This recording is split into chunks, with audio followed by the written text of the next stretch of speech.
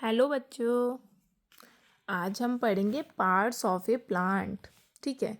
अभी आपको इस पेपर में क्या दिखाई दे रहा है?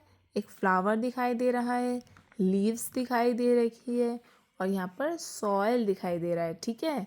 तो ये बताइए कि ये जो फ्लावर है, तो इसको आप फ्लावर को जो ऊपर का टॉप होता है, इसको आप तोड़ते हो ज़्यादातर, जो आपको नहीं तोड़ना चाहिए फ्लावर्स को, तो इसको हम क्या कहेंगे?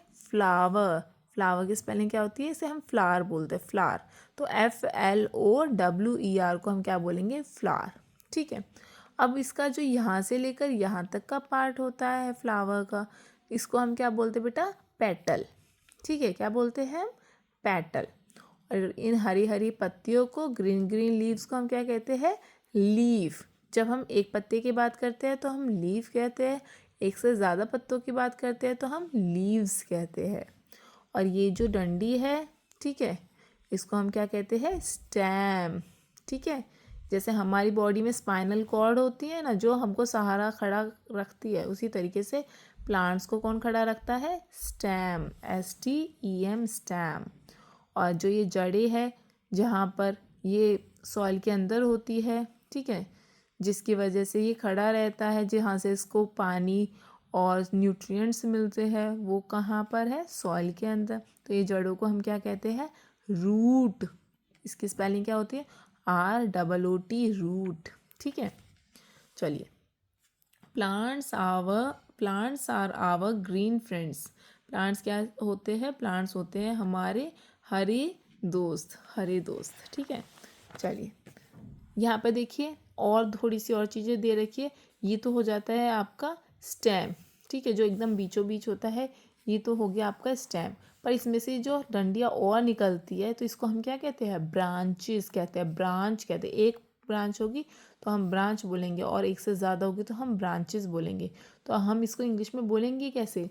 This is a branch, this is a branch. ठीक है।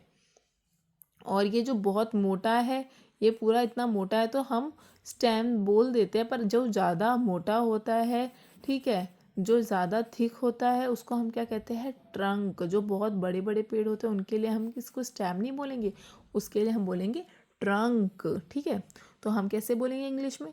This is a trunk, this is a branch, this is a trunk, this is a leaf. ठीक है। और ये एक एक की बात कर रहे थे। यहाँ पर एक ट्रंक था तो हमने दिस यूज़ करा।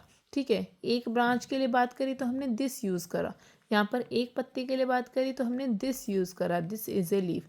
पर यहाँ पर जो रूट्स की हम बात कर रहे हैं, वो एक रूट की बात नहीं कर रहे, वहाँ पर हम सारे रूट्स की बात कर रहे हैं।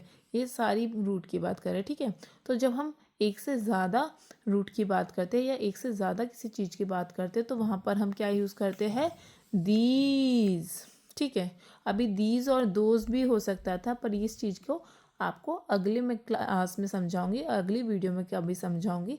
पर अभी के लिए जो आपके पास होता है और एक से ज़्यादा होता है, तो उसके लिए आप क्या यूज़ करोगे? दीज। तो हम क्या कहेंगे? These are roots. क्योंकि एक से ज़्यादा है तो यहाँ पर इज नहीं रहेगा, यहाँ पे हो जाएगा आर। ठीक है। एक के लिए हम क्या यूज़ करते हैं? इज यूज़ करते हैं, और ए भी यूज़ करते हैं एक ही चीज़ के लिए। ठीक है। इज़ और ए। यहाँ पर आर था क्योंकि यहाँ पे पीछे क्या लगा है? एस। जब एस लगा होता है इसका मतलब होता है एक से ज़्यादा की बात हो रही है, और उसके लिए हम आर यूज़ करते हैं। These are roots. ठीक है। आई होप आपको ये अच्छे से समझ में आया होगा। Thank you so much.